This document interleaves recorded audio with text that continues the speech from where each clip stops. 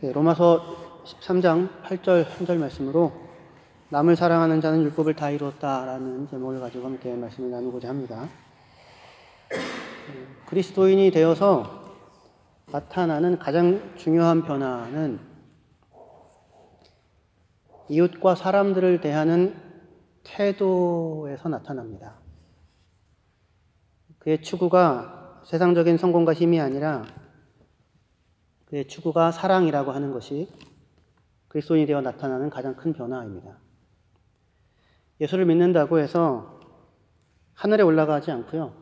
예수를 믿는다고 고난에서 면제되는 것도 아닙니다. 모든 문제가 다 해결되고 만사형통하고 자식들 속 하나도 안 썩이고 다 좋은 대학 가고 승승장구하지도 않습니다. 예수 믿어서 달라지는 것이 있다면 그것은 삶을 대하는 우리의 태도입니다. 그리고 사람에 대한 우리의 이해입니다.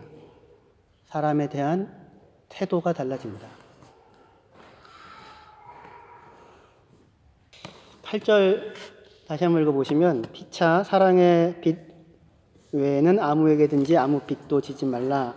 남을 사랑하는 자는 율법을 다 이루었다. 그렇게 말씀합니다. 이게 정점이다라는 거죠. 최고의 것이다. 성경 말씀 다 이룬 것이다. 어떤 사람이요? 남을 사랑하는 사람. 소박합니까? 남을 사랑하는 사람. 이 말씀은 아무에게든지 아무 빚도 지지 말라라고 그렇게 얘기를 하는데 이 말씀은 사실은 앞선 7절에 연결돼서 나와요. 앞선 7절은 이렇게 되어져 있습니다. 13장 7절이요. 모든 자에게 줄 것을 주되 조세를 받을 자에게 조세를 바치고 관세를 받을 자에게 관세를 바치고 두려워할 자를 두려워하고 존경할 자를 존경하라. 그리고 나서 피차 사랑의 빚 외에는 아무에게든지 아무 빚도 지지 마라. 그렇게 이어져 나오는 거예요. 그래서 조금 낯설어요. 앞에 13장 남을 사랑하는 것이 율법의 완성이다라고 얘기하는 그 앞에 생각 외로 원수를 사랑하라거나 원수가 너에게 저주하면 같이 저주하지 말고 너는 축복해 주라거나 원수 갚지 말고 하나님께 맡기라거나 이런 말씀이 12장 하반절에 나오는데 그 말씀에 이어서 바로 남을 사랑하는 것은 율법의 완성이다 이러면 멋있을 것 같은데 근데 그렇지 않고 그 사이에 이상한 단절 같은 말씀이 있는데 그게 뭐냐면 모든 사람들은 위에 있는 권세에게 복종해라. 그래서 이 로마의 관리들, 황제 괜히 칼 갖고 있는 것 아니다. 그러면서 세금 낼 거 있으면 다 내고 관세, 조세 다 내고 두려워할 자 두려워하고 존경할 자를 존경하라라는 이야기를 중간에 집어넣고는 다시 사랑 얘기를 합니다. 그리고는 14장, 15장 내내 어떻게 나와 기준이 다른 사람들을 그러나 그리스도께서 그를 받으셨다는 이유만으로 사랑하며 살 수 있을 것인가 라는 것을 2장에 걸쳐서 자세하게 이야기를 합니다. 그러니까 다 12장이든 13장, 14장, 15장이든 다 사랑에 대한 이야기인데 그 사이에 엉뚱하게도 어떤 의미에서 위에 있는 권세에 복종하라, 줄 것 다 줘라, 빚지지 마라, 사랑 말고는 이렇게 얘기가 되는 거예요.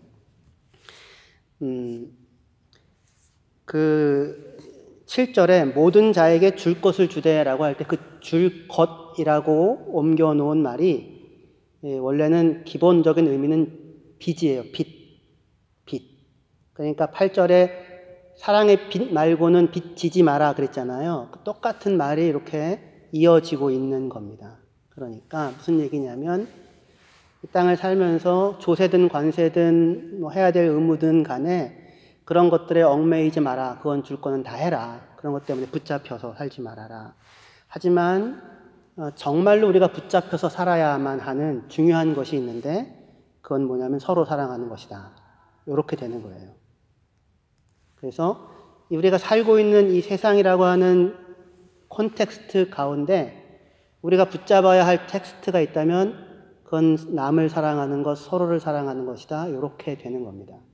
컨텍스트가 있고 텍스트가 있어요. 그 무슨 얘기냐면 박연선 목사님이 즐겨 사용하는 표현이고 이 본문을 그렇게 이해를 하십니다. 예를 들면 그 신데렐라라는 그 동화의 텍스트는 뭐냐면 교훈은 뭐냐면 텍스트라는 얘기가 뭐냐면 교훈입니다. 신데렐라의 교훈은 뭐예요? 역시 이쁘고 봐야 된다 이거죠. 다 소용없다. 이쁘고 봐야 된다. 마음이 이뻐야 된다. 이 얘기입니다. 저는 그 얘기한 거예요. 마음이 이뻐야 한다. 다 소용없다. 마음이 이뻐야 한다. 결국에는 보상을 받는다. 뭐 이런 거잖아요. 그게 이제 텍스트라고요. 그런데 그 텍스트를 돋보이게 하기 위해서 항상 계모가 등장하고 못된 계모가 등장하고 못된 그 드루실라와 아나스타샤가 등장하고 또 돕는 요정도 등장하고 호박도 등장하고 쥐도 등장하고 해야 되잖아요. 왕자도 등장하고 12시가 되면은 난 변해버려서 요리 구두도 잊어버리고 난관도 생기고 이런 일들이 쭉 생기죠. 이런 건 다 콘텍스트예요. 근데 그 안에 뭐가 담기냐면 뭐 착한 마음, 참된 마음 이런 것이 결국 승리한다. 뭐 이런 이야기가 있는 거잖아요. 그렇죠? 그러니까 지금 이 땅에 이렇게 저렇게 얽히고 설켜서 의무든 빚들이든 이런 것들로 얽히고 설킨 이 세상 가운데 살 때에 다른 것들에 매이지 말고 하지만 우리가 반드시 붙잡아야 하는 것이 하나 있다면 그거는 서로를 사랑하는 것, 남을 사랑하는 것, 다른 사람을 사랑하는 거다. 요 문장은 꼭 지켜내야 한다. 이렇게 지금 되는 것입니다. 우리 본문 앞쪽에 위에 있는 권세에 복종하라고 했는데 권세에 복종하라는 이 말은 우리가 이 땅에 이 발붙이고 살고 있는 현실을 말해줍니다. 이 땅에는 내가 선택하지 않은 권세들이 많아요. 부모님도 내가 선택한 게 아니고 교우도 내가 선택한 거 아니고 그죠? 아이들이 이제 선택해서 학교를 간다 해도 그 학교는 내가 선택했지만 그 학교의 선생님들과 친구들은 내가 선택하는 게 아니잖아요. 그렇죠? 지금 위에 권세자들이 있다. 그게 이제 말하자면 우리가 살아내야 하는 삶의 환경 조건인 겁니다. 그래서 우리는 다 어떤 권세 아래에 놓여서 살게 돼요. 특정한 조건과 환경 가운데 살게 되죠. 그리스도인이 되었다고 해서 그 환경 밖에서 사는 것이 아니라는 말입니다. 누군가가 일제시대에 태어나서 예수를 믿게 되면 예수를 믿었다고 일본의 통치가 중단되지 않잖아요. 똑같은 조건과 환경을 살아내야 합니다. 그렇죠? 예수를 믿으면 막 총알이 날아와도 피해가고 옆집 아이는 다쳐도 내 아이는 안 다치고 남들은 자연재해에 큰 피해를 입어도 나는 피해가 없고 나만 이렇게 섬처럼 남아서 그렇게 되는 것이 아니라고요. 그런 게 예수 믿어서 달라지는 것이 아닌 겁니다.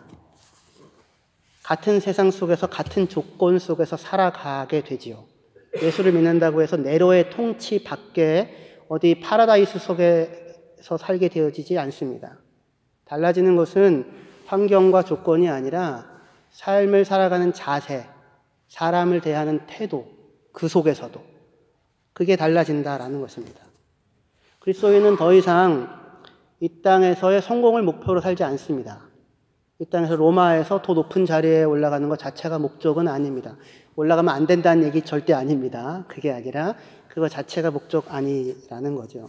자기 안에 힘을 쌓고자 살지 않고 이웃을 사랑한다라고 하는 것이 핵심이다라고 생각하고 살아갑니다. 우리는 세상과 똑같은 조건과 환경 속에서 살아가지만 세상이 추구하는 것과 똑같은 것을 추구하지 않습니다. 우리는 힘이 아니라 돈이야. 힘이라고 하면 별로 여러분들 감이 없는데 돈이 아니라 사랑을 추구한다. 이렇게 지금 얘기하고 있는 겁니다. 예수님의 성육신도 그렇죠. 가이사 아구스도가 천하에 호적하라고 명령을 내립니다. 그러자 예수님은 예외가 되는 게 아니라 마리아가 만삭의 몸을 이끌고 나사렛에서 베들레헴까지 걸어가야 되는 거예요. 안 가도 되는 일이 생기는 게 아니라고요. 그러니까 예수님도 똑같이 특정한 조건 속에 놓여서 삶을 살아내셨다 이거예요. 그죠? 이렇게 만삭이 몸이 돼서 갔는데 기도할 수 있지 않겠습니까? 좀 머물 만한 공간이 있으면 좋겠다. 길거리에서 몸을 풀지 않았으면 좋겠다. 기도하면서 가지 않았을까요? 그런데 이미 꽉 차 있습니다. 왜냐하면 천하에 호적하라고 했으니까 다 호적하러 가서 이 사람들이 엄청 붐비지 않겠어요? 누가 좋은 그 거처를 얻게 될까요? 먼저 간 사람, 돈 있는 사람. 근데 이 마리아나 요셉에게는 하나도 해당되어질 수 없는 거죠. 그래도 감사하게도 짐승들이 머무는 공간을 얻어서 길바닥에는 낳지 않고 그래도 예수님이 거기에 낳게 됐어요. 그러니까 예수님도 특정한 권세가 빚어놓은 조건과 환경 속으로 들어오셔서 그 제한된 상황을 살아가십니다. 하지만 그 제한된 상황 속에서 예수님은 하나님은 어떤 분이신지, 하나님의 영광은 무엇인지, 하나님이 우리를 사랑하시는 사랑은 얼마나 큰지를 부족하지 않게 드러내십니다. 그죠? 이 악당들이 세면 셀수록 좋은 거예요. 이게 잘 드러나잖아요. 난관이 크면 클수록 이게 더 잘 드러나지 않습니까? 그렇죠? 그래서 지금 상황이 바뀌고 상황을 해결하는 것으로 메시지가 담기지 않더라라는 겁니다. 똑같은 상황 속을 사는데 그 속에서 하나님이 세상을 사랑하신다라고 하는 것이 무엇인지를 온전히 담아내시더라 이거예요. 예수님의 십자가도 마찬가지죠. 십자가도 대제사장들이 보낸 자들에 의해서 예수님이 그냥 잡혀요.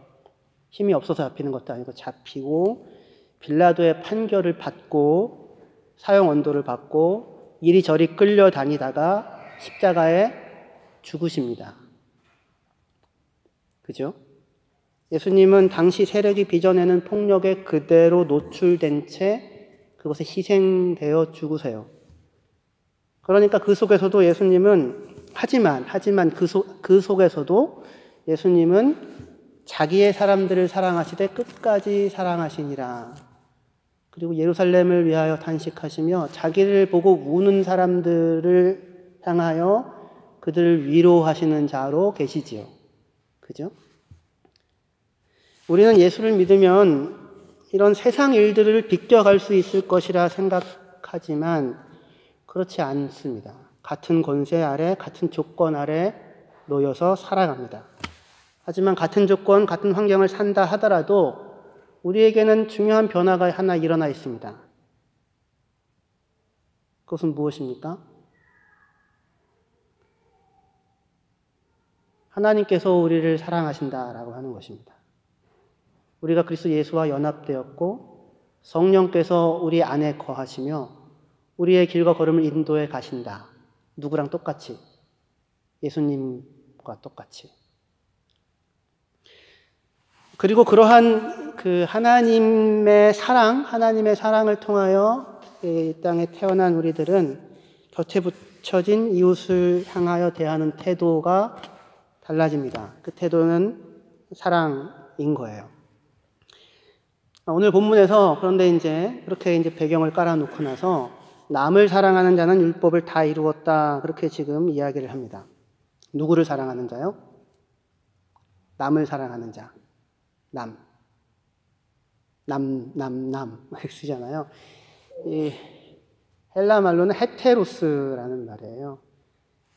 호모와 헤테로 이렇게 있는데 호모는 같은 자, 헤테로는 나와 이질적인 자라는 거거든요. 그런데 결혼하셔서 사시는 부부들이요, 같은 사람이랑 결혼해서 살고 계십니까? 아니면 완전 다른 사람이랑 결혼해서 살고 계십니까? 완전 다른 사람이랑 살고 계시죠? 그죠? 저는 제 아내랑 얼마 전에 MBTI를 했는데 서로 극과 극이에요, 완전히. 완전 극과 극이더라고요.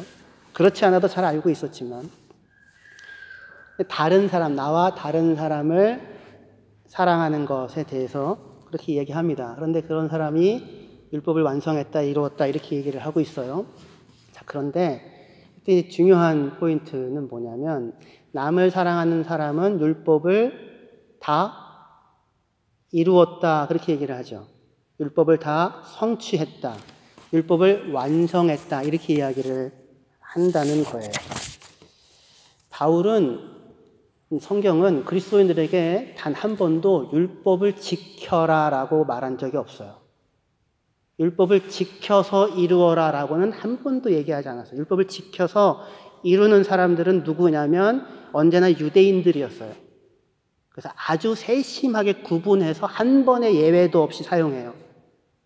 그리스도인들에게는 유대인들은 율법을 지켜서 이루려고 자기 의를 쌓고자 하는데 너희는 성령을 따라 사는 것을 통하여 율법을 성취해라 이런 식으로 얘기를 하더라는 겁니다.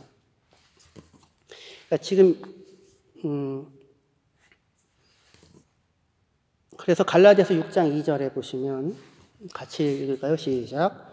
너희가 짐을 서로 지라 그리하여 그리스도의 법을 성취하라. 여기서도 그리스도의 법을 성취하라 라고 얘기하고 있어요. 짐을 서로 진다는 것은 말하자면 사랑이고 서로를 사랑하는 것으로 그리스도의 법을 성취하라 이렇게 얘기를 하고 있단 말입니다. 여기서도 바울은 그리스도의 법을 지켜라, 지켜 행하라 라고 하지 않고 성취하라 라는 표현을 세심하게 사용하고 있습니다. 뭐가 다릅니까?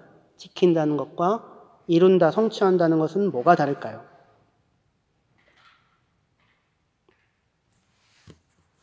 율법의 요구를 성취한다는 것은 그것을 이렇게 지켜서 다 지켰다, 하나도 안 빼놓고 다 지켰다라는 의미가 아니라 율법이 목표하는 바에 도달한다라는 뜻입니다.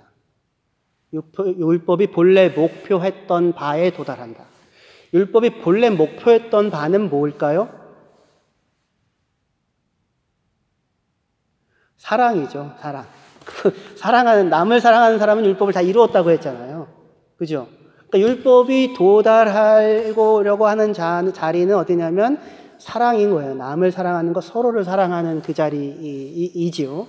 그런데 유대인들은 율법의 조항을 가지고 그것을 지켜서 그것으로 자기의 의를 만드는 길을 갔어요. 그 길을 계속 가서 어디에 도달해야 되냐면 사랑한다라고 하는 데에 도달해야 되잖아요. 남을 사랑한다. 근데 남을 사랑한다라는 데로 도달하지 않고 나는 얼마를 지켰어 라는 데에 이르게 되고 나는 얼마를 지켰어를 하게 되면 너는 얼마밖에 못 지켰어를 하게 되잖아요.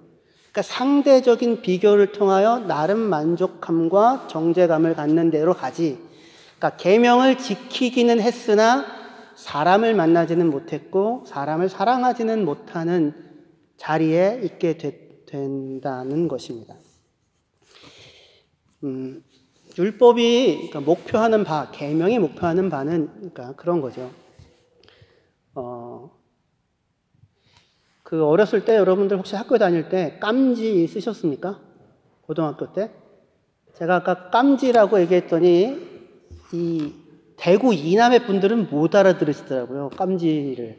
그래서 그걸 깜지는 뭐냐면 이렇게 새카맣게 공부했다는 흔적을 내는 겁니다. 3장, 5장 이런 식으로. 저희는 깜지라고 불러요. 근데 대구에서 어떻게 부르냐고 물어봤더니 빡빡이라고 부른다고 하더라고요. 그랬더니 부산에서는 아니래요. 부산에서는 빽빽이라고. 부산은 빽빽이랍니다. 이게 바뀌었는지 모르겠어요. 대구랑 부산이. 어쨌든 빡빡이 빽빽인데 이렇게 빽빽하게 쓰는 거예요. 근데 그거 뭐냐면 공부하라는 거죠. 그게. 공부를 하라고 하는 얘기입니다. 틀린 거 100번 써. 이런 거 하잖아요. 근데 저는 세상에서 그 숙제가 제일 싫었어요. 저 같은 사람에게는 정말 고역이었습니다. 왜냐하면 저는 도대체가 뭔가를 써서 안 외워져요. 저는 써서 외우는 사람이 아니라 이렇게 보고 있으면 외워지는 사람입니다. 자랑을 하는 게 아니고요. 그렇게 생겨먹었다 이겁니다. 그렇게 생겨먹었다. 그래가지고 공부를 집에서 그 전날 막 이렇게 써가지고 공부하는 게 아니고요. 학교 갈 때 전철 타고 1시간 반 정도, 1시간 정도 가게 되면 거기서 앉아서 이렇게 보면 다 외워집니다.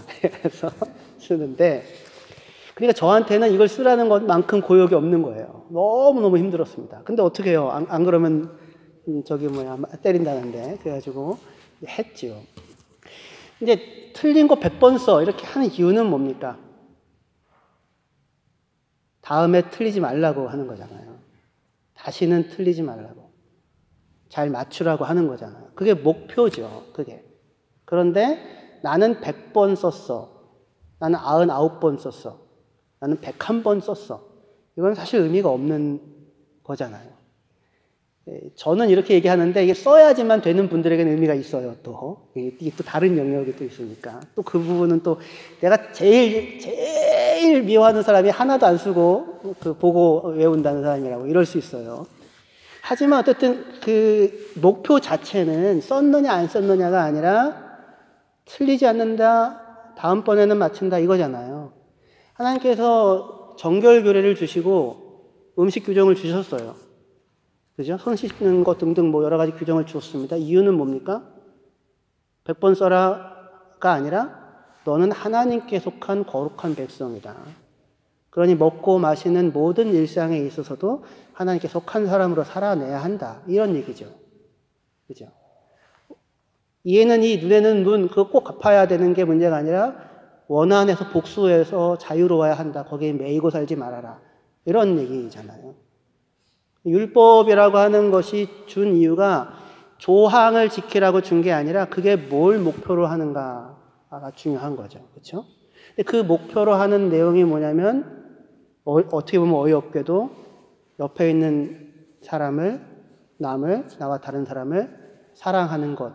그것이 삶의 문맥 안에, 콘텍스트 안에 가이사 아구스토가 명령을 내려서 만삭의 몸을 입고 갈 때에도 또는 재판을 받아서 무도하게 끌려갈 때에도 원수들이 모욕하고 저주할 때에도 그때도 너의 아내는 남을 사랑한다라고 하는 이 문장을 담아내야 한다라고 하는 것이 말하자면 율법의 요구였던 거예요. 근데 잘 보십시오. 남을 사랑하는 것은 율법의 완성이다라고 얘기를 했는데 그러면 이제 우리가 그래? 오케이 알았어. 그게 율법의 완성이니까 이제 앞으로 그럼 우리는 사랑하자, 뜨겁게 사랑하자. 그렇게 하면 하자는 것이냐 이렇게 생각할 수 있잖아요.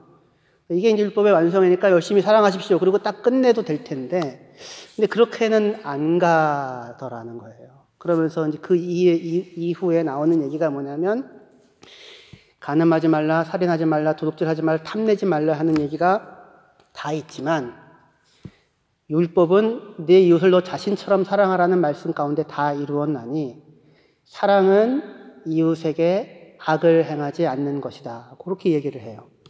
사랑은 이웃에게 뭘 행하지 않는다? 악을 행하지 않는다. 이게 생각보다 너무 소극적이지 않아요? 사랑이 율법의 정신이다, 완성이다 그러면 사랑은 몸을 불사르게 내어주고 자기의 모든 것을 구제하고 그죠?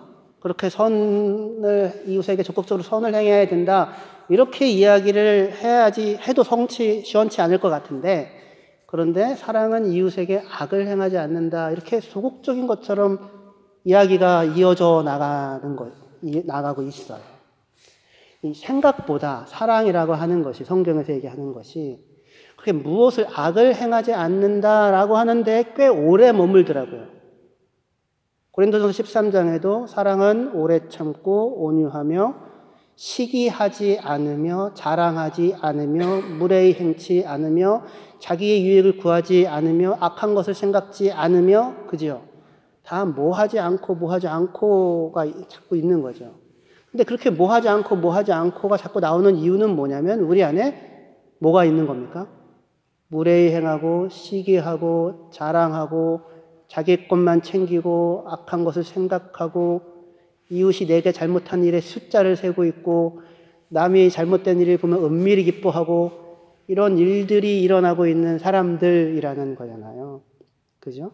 그래서 사랑이 율법의 완성이다라고 얘기를 하면서 금방 이렇게 그냥 온 몸을 바쳐서 사랑의 화신이 되라는 쪽으로 넘어가야 될 것 같은 이야기가 남을 사랑하는 자 율법을 완성했는데 이웃에게 악을 행하지 않는다. 이 자리에 이렇게 한참 머물더라는 겁니다. 왜 그러냐면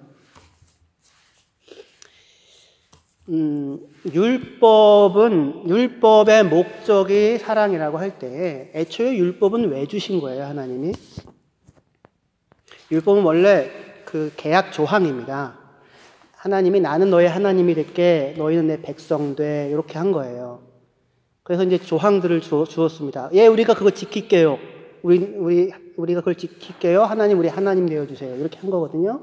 근데 이스라엘 백성들이 그 율법의 조항을 제대로 다 지켰습니까? 안 지켰어요. 나는 깜지 5개 만들었어.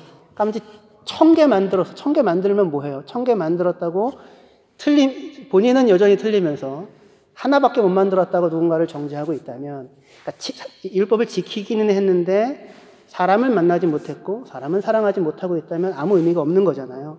실제로 유대인들은 율법을 가지고 있으면서 율법을 제대로 지키지 못했어요. 그 조항을. 그러면 계약 조건을 어겼으니까 계약이 파기되어야 마땅하잖아요. 그럼 하나님이 계약을 파기해도 할 말이 없잖아요. 그런데 하나님이 그 계약을 파기하지를 않으시고 새로운 언약, 새로운 계약을 맺으신다고 하셨어요. 그래서 예수 안에서 그들의 죄를 여기다가 담당시키고 그리고 그의 의로움을 우리에게 주시는 것으로 너는 우리에게 무슨 조항을 지키라고 요구하는 게 아니라 누구를 믿으라고? 예수 안에 나타난 하나님의 사랑을 믿고 신뢰하라고 우리에게 요구를 하셨어요. 요 안에 머물라고. 그러니까 율법은 어떤 목적으로 주어졌냐면 그것을 지켜서 의를 만들라는 목적으로 주어진 게 아니라 본래가 내가 그것을 하나도 제대로 지켜낼 실력이 없는 자라는 사실을 확인시키고 그럼에도 불구하고 그런데 하나님은 나를 포기하지 않고 끝끝내 나를 사랑하셔서 건져내시더라 라고 하는 것을 알려주는 수단으로 율법이라고 하는 것이 주어졌다라고 하는 것입니다. 그래서 로마서 3장 20절에 거기를 같이 읽을게요. 예, 시작. 그러므로 율법의 행위로 그의 앞에 의롭다 하심을 얻을 육체가 없나니 율법으로는 죄를 깨달음이니라.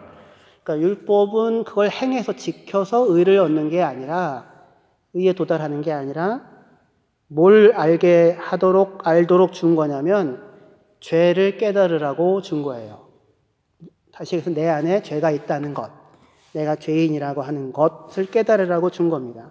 하나님이 광야에서 이스라엘 백성에게 율법을 주셨어요. 목적이 무엇이었습니까?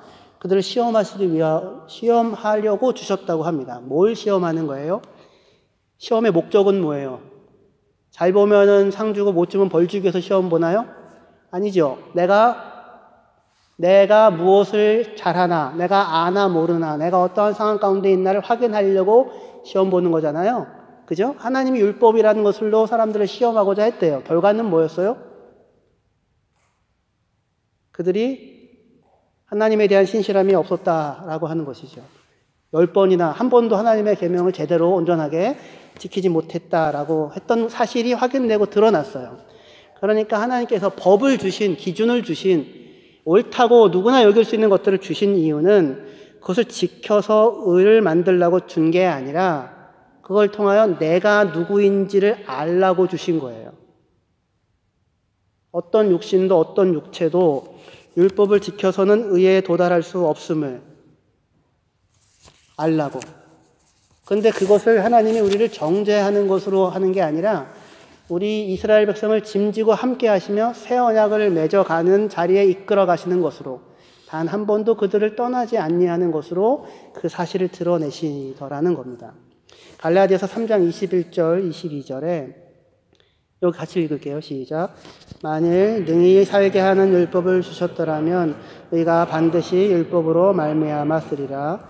그러나 성경이 모든 것을 죄 아래 가두었으니 이는 예수 그리스도를 믿음으로 말미암는 약속을 믿는 자들에게 주려 함이라.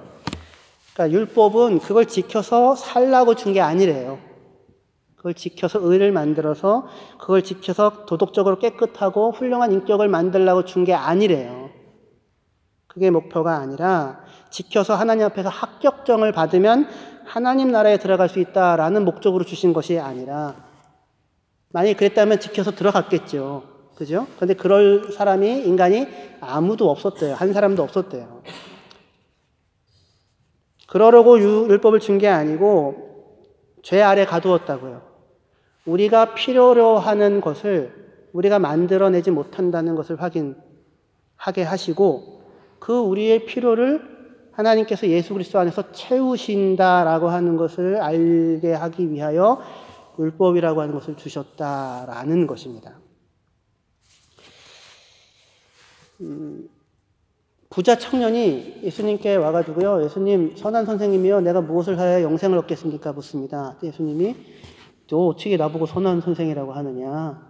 하나님 말고는 선한 사람이 없다. 선한 분이 없다. 그렇게 얘기를 해요. 이게 충격적인 얘기죠.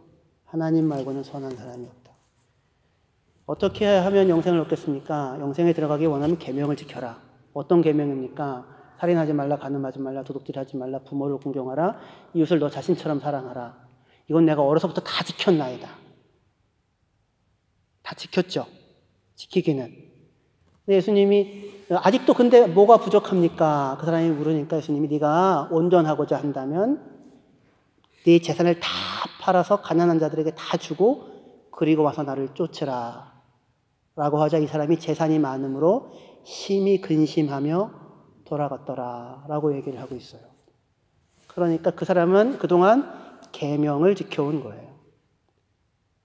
계명을 지키면서 선하신 하나님을 만나지도 못했고 사람을 만나지도 못했고 사랑이 필요한 사람을 만나지도 못한 거죠. 그래서 자기는 계명을 지켜 의롭다고 생각을 하고 살아왔잖아요. 근데 네가 진짜로 너 자신을, 네 이웃을 너 자신처럼 사랑한다면 그럼 네 가지고 있는 모든 것을 다 팔아서 주고 가난한 자들에게 주고 나를 따르라 라고 하자 절망하게 되지요. 근데 재밌어요. 그리고 와서 뭘 하라고요? 나를 따르라고요. 그러고서 따를 수 있는 겁니다. 그 전에는 못 따라요. 예수님을, 하나님을 따라갈 수 없어요. 자기의 의로움을 이렇게 열심히 챙길 뿐이지 내가 내 안에 진정한 의미에서의 누군가를 사랑하는 사랑이 나올 수 없는 사람이구나 라는 것을 알고서 그리고 너는 나를 따르라 그렇게 이야기를 하는 것입니다. 율법은 결국 이웃을 나 자신과 같이 사랑하라는 것인데 우리가 이웃을 나 자신과 같이 사랑하기 위해서 먼저 깨달아야 하는 것이 있는 거예요. 먼저 마주쳐야 하는 것이 있는 거예요. 그게 뭐라고요? 내가 죄인이라고요. 이웃을 나 자신처럼 사랑하라가 율법의 완성인데 그 성취를 얻기 위하여서 반드시 먼저 확인해야 되는 게 뭐냐면 내가 죄인이라는 사실입니다. 내가 사랑할 수 없다고.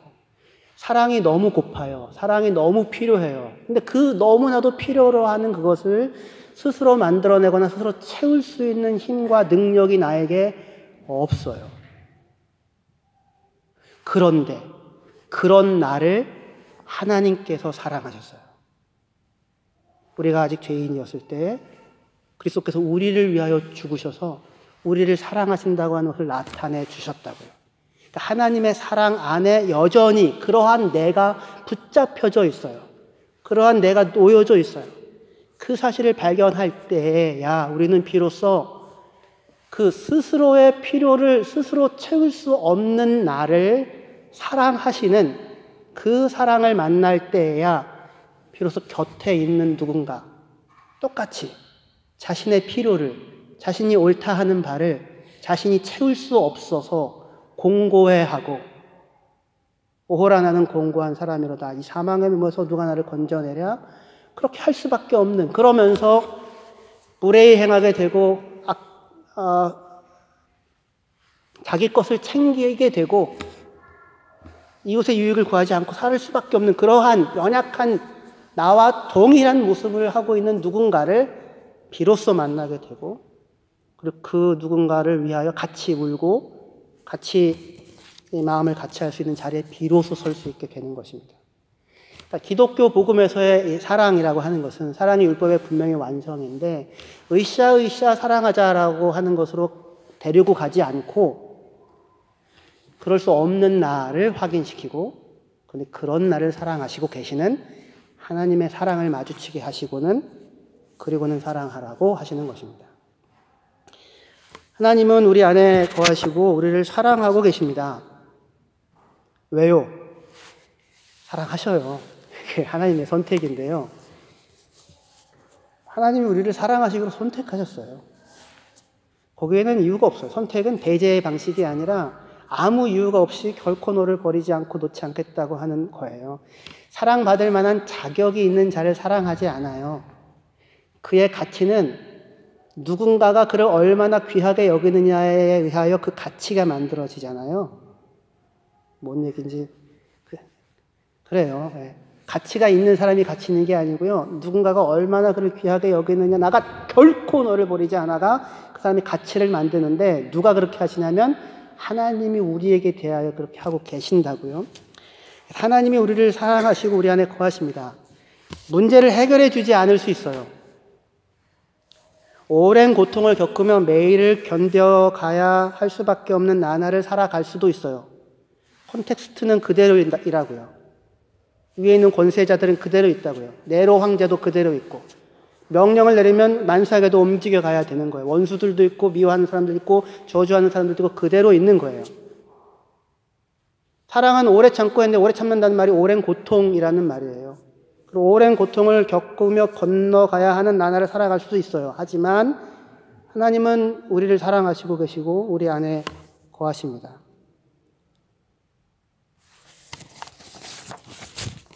우리의 최선이 실패로 돌아가고 우리의 진심이 모두가 웃고 끝나는 해피엔딩을 만들 수 없을 그때에도 예수께서는 우리 곁에서 우리를 위하시는 분으로 계십니다. 베드로의 최선의 결심이죠. 결코 주를 버리지 않겠나이다. 그것이 실패로 돌아가는 그때에도 예수님은 그를 사랑하시는 일을 중단하시지 않습니다. 오늘 내 삶에서 만나는 일들이 내가 생각했던 것처럼 완결된 모습을, 나이스한 모습을, 그럴듯한 모습을 보이지 않고 지붕도 없는 담벼락을 겨우 붙잡고 서 있는 것 같다라고 느껴지는 나를 산다 할지라도 두려워하지 마십시오. 주께서 우리와 함께 계십니다. 우리 가운데 계십니다. 제가 이스라엘 갔을 때요, 갈릴리 호수 건너편에 가보고 싶었습니다. 제가 가보고 싶다고 하도 간절히 쫄라서 일행이 다 갔어요. 저는 이제 한 번 가고 더 이상 갈 수가 없으니까. 근데 이제 밤이 어둑어둑해져가지고요, 깜깜해지는 상황이었습니다. 갈릴리 호수 건너편은 고원지대, 높은 지대예요. 거기서는 갈릴리 호수가 다 보여요. 그쪽 어딘가 거라사 광인이 나타난 곳이다 그러면서 얘기를 하고 가고 있는데 갑자기 어떤 한 청년이 맨발로 정신없이 뛰어오는 겁니다. 우리를 향하여. 거라사 광인이구나 이런 생각이 들었어요. 맨발로 막 정신없이 뛰더라고요. 그러더니 두드려서 부탁을 해요. 이 차 바퀴가 퍼졌는데 올리는 거, 끌어올리는 혹시 그 기계가 있냐고. 그걸 뭐라고 불러요? 하여튼 그런 거 있어요. 그게 있냐고. 근데 이제 차가 한 2대가 있는데 한 대 봉고차 안에는 그게 없어요. 그래가지고 없다고. 결국은 이거를 이제 못 줬어요. 그래서 되게 걱정을 많이 했습니다. 차가 깜깜한데 퍼져서 야 이거 어떡하나. 보니까 진짜 별로 안 좋은 울퉁불퉁한 길에 차가 이렇게 퍼져서 있는 거예요. 어떡하나 이거 고쳐줘야 되는데 어떡하나 이런 염려가 있었는데 근데 그 차 뒤에 여자친구가 있더라고요. 그 여자친구를 보는 순간 제 마음에 아이 됐네 그런 생각이 들었습니다. 됐네 뭐. 무슨 얘기냐면 거기 안 추워요. 깜깜하면 어떻고 밤이면 어떻습니까? 차도 있고 얼어 죽지도 않습니다. 차가 퍼졌으면 좀 어때요? 같이 있는데 꼼짝달싹 못하고 거기 좀 머물러 있으면 어떻습니까? 같이 있는데 다들 신순철 선교사님이 그거 주는 게 그 형제에게 도움이 안 되는 일일 거라고. 저는 어쨌든 근데 딱 보는 순간 무슨 생각이 들었냐면 그 형제 거기 혼자 있으면 캄캄한 곳에 울퉁불퉁한 곳에 차 퍼져서 꼼짝달싹도 못하는 진짜 힘들고 어려운 상황이라고 제가 생각이 들었거든요. 그래서 마음이 저도 쫄렸다고요. 그런데 그 사람과 누가 같이 있냐면 그를 사랑하는 것처럼 보이는 사람과 같이 있는 거예요. 그랬더니 제 마음에 안심이 확 되더라고요. 뭐 어때? 사랑하는 사람이랑 같이 있는데. 오히려 광야이니까 좋은 거 아닌가요? 콘텍스트가 험해서 더 좋은 거 아닌가요? 하나님이 우리와 함께 하신다고요. 뭐 어때? 광야면 어때? 캄캄하면 차가 퍼졌으면 어때? 깔끔하지 않으면 어때? 하나님이 함께 하시는데. 이게 오늘의 우리들의 삶입니다. 그분이 우리를 사랑하십니다. 기도하시겠습니다.